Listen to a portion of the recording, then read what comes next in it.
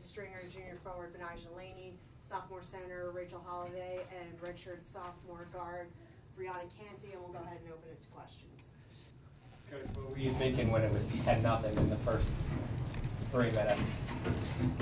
I was thinking that it was 11-0 when we were at that place, and we had the lead, actually 10 or 11 at the half, and ended up losing the game. So you know, it was like deja vu. But what was most important is that I thought that as soon as we settled down, I thought that things weren't working right. We weren't moving down the floor at nearly anywhere near the speeds that we normally run, and it was interesting because we didn't have practice this morning, and we had a day off the day before. So I figured that, you know, we would kick it up in gear, and if not, then I would put people in there that did know what it is. We had to run, as simple as that. Maybe once we got started, you know, we'd be all right. What are just your general thoughts on the team's performance today? I think that it was crucial that we recognized that that we were being hunted. We refer to most games as we're the hunter, or we're being the hunt. You know, we're being hunted. And I thought that today, especially with Memphis having played a pretty good game actually against Connecticut, and their numbers were impressive against us, that we dealt with it in a fair way, and we recognized that our backs are against the wall, and we just need to demonstrate that we know how to play and be a big girl about it. Simple as that.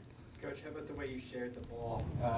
18 assists on 27 field goals, and Laney, Scaife, and Davis all had at least 5 assists. That's major, because we recognize these things that are killing us.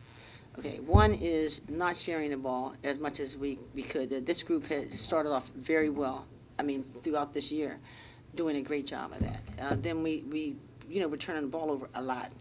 So we had less, but this is way too much, to be honest with you.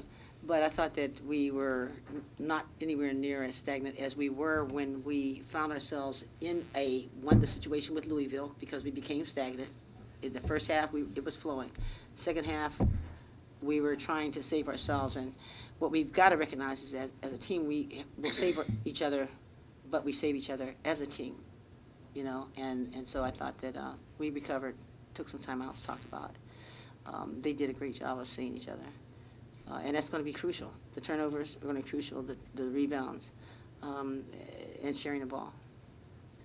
Briyona, could you talk about the play of the bench here, these not only this afternoon, but these last couple of games? What's kind of the mindset? Just to continue to keep the intensity up and don't come off the bench. You know, lack in energy or anything like that. Betnijah, just, you know, you always talk about like how you guys have always, you know, looked forward to the next game and treat every game as a separate sort of entity, but what had happened down there a few weeks ago, you know, you guys fell apart kind of late down the stretch. How much were you looking forward to playing these guys again? I mean, we were definitely looking to redeem ourselves, because like you said, we lost the last time we played them by 1 point. And we really felt as though we shouldn't have, because we didn't follow our game plan when we were there.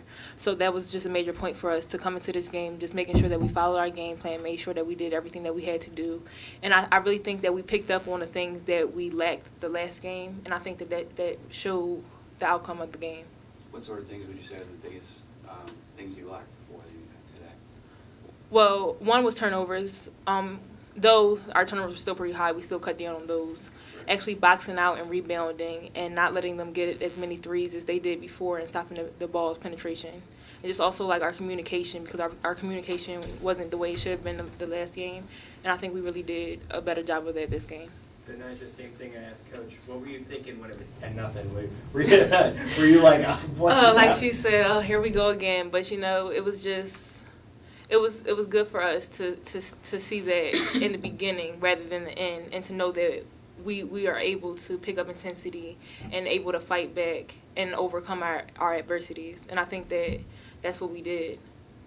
Briyona, could you talk about your health you know, it seems like night and day from last year. You know, you're really coming off the bench with that energy that you said. You know, you have some explosiveness. You're getting to the basket. You know, you're hitting a couple of mid-range jumpers. Could you talk about the difference? I feel better. I mean, I guess you could say free now. Last year I was in pain, a lot of pain playing, but this year it's not as much pain, I'll say, and I'm like pushing through it. So it's just like a free feeling that you get, and you're happy on the court. Rachel, how about, what was the key for you today? I mean, it seemed like you were attacking a little bit more. I mean, what was the key? You know, it's the most points you've had since late November. Coach told me I had to pick it up, so I had to do what I had to do to help the team out. How does what the girls on the perimeter and on the wings do? What does that do for you? Like, obviously, Laney and Copper and Bree and those girls are creating so much space. What does that do for you underneath the basket? It's helping me it's really helping me help them, actually. If they drive, I can help out, or I can like go around the basket, get free open. So Betnijah, could you talk about the up-tempo style here? You know, you were here, you know, the past couple of years, and you know, you guys were doing like a lot of half-court stuff. Could you talk about the offense and you know how it's changed? I think that's just, again, something that we worked on in the summer. I just know from being here in previous years, you know, we gave Coach some relief so that she now knows that she can depend on us to, you know, get out in transition and be able to score. And I don't think that in previous years we've demonstrated that, because you guys, you don't see what goes on in practice and everything. You just see the games, and so it's always different. And you know, I don't think that in the previous years that we actually did a good job of demonstrating that, being in practice in the summer, that was something that we were going to come out and be able to do. And, you know, it's kind of hard when you're not demonstrating that to just actually allow us to go out and do that. So I think that was something that we really worked on, because we know, because observing from previous years, that we have to be able to get out and transition and be able to score in different ways. And so I think that was just a major focus for us. And we did a good job of demonstrating that for her and for ourselves. Coach, is Kalia okay? I know she had 6 points last game. She was in foul trouble 2 today. It looked like she was maybe limping a little bit around. You know what? I didn't know, and I heard one of the coaches say, believe me, here's what I get so involved and engrossed. I don't see anything. So it's extremely important that a player tells me straight up, you know, like my stomach hurts, you know, my eyes fell out or something. Because other than that, the only thing I know is that, you know, if you present yourself, it's time, I mean, ready, let's go. So what ended up happening is she just looked like she was not there, you know, and then one of the coaches saying, well, you know, she's hurt. Well, then why didn't you tell me? Just, you know, tell me, because I can function much better.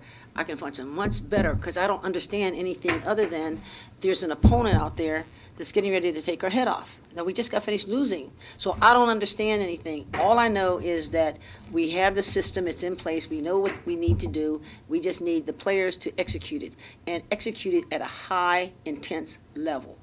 And Kai is always working extremely hard in practice, games, and everything else. She was hurt like anybody else because we, you know, the Louisville game, and that's sad, because you couldn't have paid me to believe that we would have Betnijah and Kai sitting on a bench in the first half, which is what happened. But this half, I don't know, because one of the coaches, and she's gotten hurt before because she's, you know, and the same thing with Betnijah. But I don't pay attention to it if the trainers are saying that there's nothing wrong. So to practice, she was fine. What happened before that or just before we went on the floor, I don't know. But, you know, the coaches were saying that, you know, she's limping, and they were saying that, which would explain well why she wouldn't run the lanes, because she wasn't able to run the lanes as much as that's her game. And so there must have been something, but I really didn't know it until the last couple. I just kept taking her out because I couldn't figure out why she wasn't moving. But you'd expect her to play Tuesday, Of course. Yeah, it was just like, you know, like Tyler had a bad game. Sometimes that happens. Keep in mind that I don't ever start a group based upon one day's practice. You have to demonstrate over time. And then when you have credibility, so to speak, then you can have those days where something happens and then that is unusual. That's, something that I would do. So yes, she should be fine.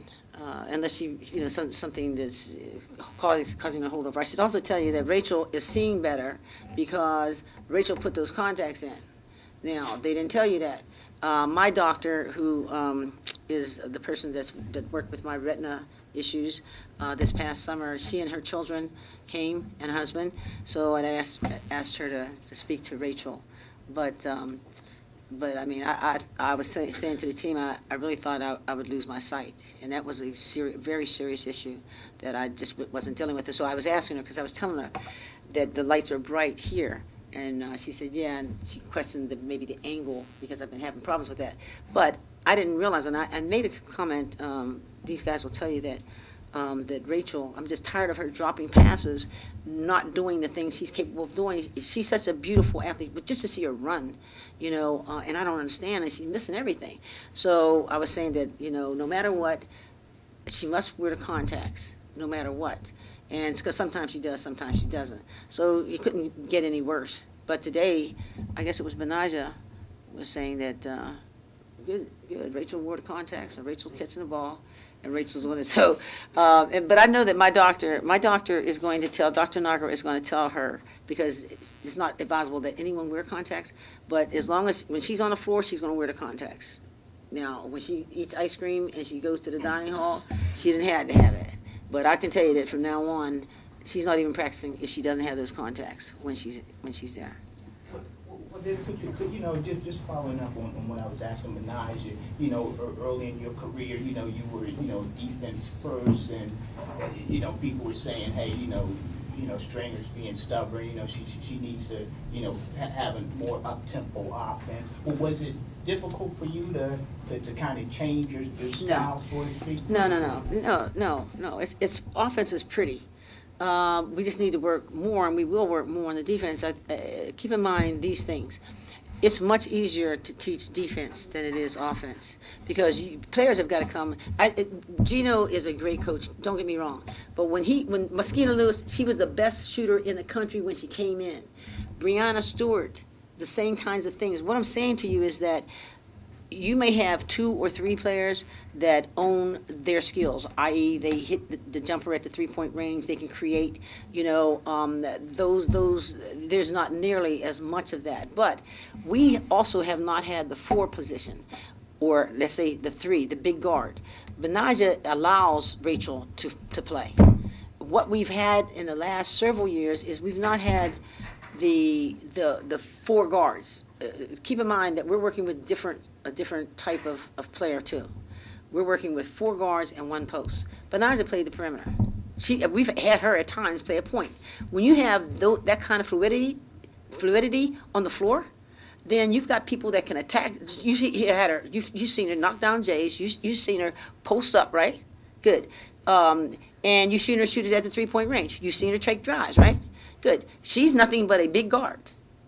But what makes her unique, which is something that I've always known all the days of my life, is that probably the 2 most important people is that when you get the legitimate 4 and you get the point guard,